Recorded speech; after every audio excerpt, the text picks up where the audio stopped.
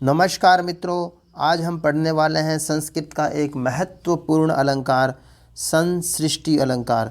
साहित्य दर्पण के अलंकारों की सीरीज़ का ये 78वां भाग है और आप देख रहे हैं संस्कृत लोक यूट्यूब चैनल।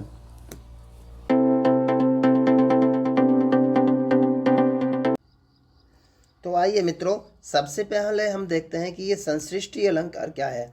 संसृष्टि अलंकार जानने के लिए हम देखते हैं कि इसके बारे में साहित्य दर्पण में क्या लिखा है। साहित्य दर्पणकार लिखते हैं, यद्येत एवालंकाराः परस्पर विमिश्रिताः तदा पृथक अलंकारौ संसृष्टि शंकरस्तथा।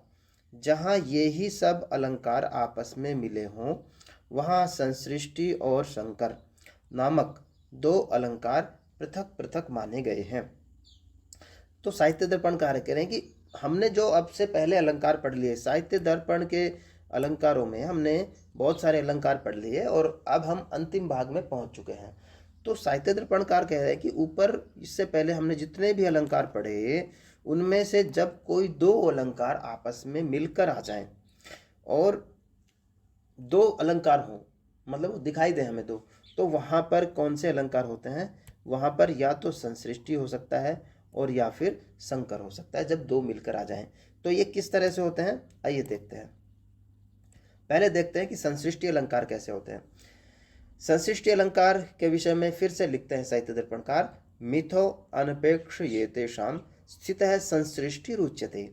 कि कहते हैं कि उक्त शब्दालंकार और अर्थालंकार यदि परस्पर निरपेक्ष होकर स्थित हों तो संसृष्टि अलंकार होता है। कि हमने देखा कि शब्दालंकार पढ़ लिए, हमने अर्थालंकार पढ़ लिए, यदि उनमें से कोई भी दो अलंकार आ जाएं और वो दोनों अलग अलग हों, निरपेक्ष हों, दूर से अलग दिखाई देते हों, अलग अलग शब्दों में या अलग अलग पंक्तियों में हों, तो वहाँ पर संसृष्टि अलंकार होता है।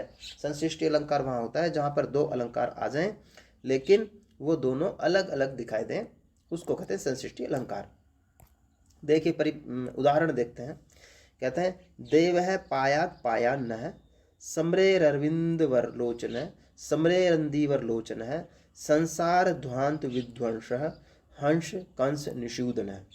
कहते हैं कि अच्छा, इसका अर्थ रहने देते हैं, इसमें देखते हैं कि कहाँ पर क्या अलंकार है। सबसे पहले हम देखते हैं पायाद पायान्न है।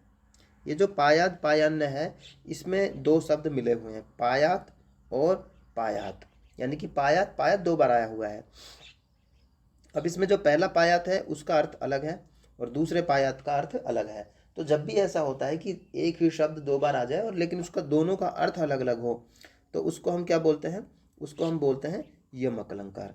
यानी कि पायात पायन्य में कौन सा अलंकार है? यमक अलंकार। पायात पायन्य में यमक अलंकार।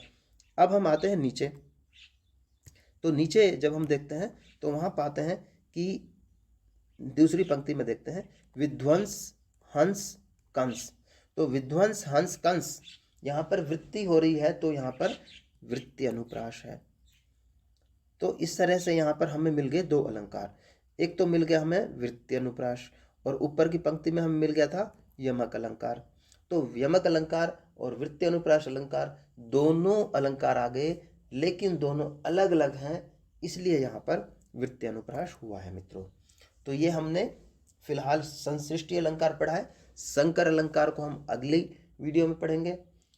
यदि आपको ये वीडियो पसंद आए तो इसको आप लाइक करें, अपने मित्रों के साथ शेयर करें और चैनल को सब्सक्राइब करें। यदि आपको इसके बारे में यानी कि अलंकारों के बारे में अधिक पढ़ना है तो आप साहित्य दर्पण की मूल पुस्तक पढ़ सकते हैं या फिर आप संस्कृत गंगा जैसे कुछ यूट्यूब चैनल उनको देख सकते हैं। तो मित्रों नमस्कार, धन्यवाद। जल्द ही मिलेंगे किसी दूसरे वीडियो में।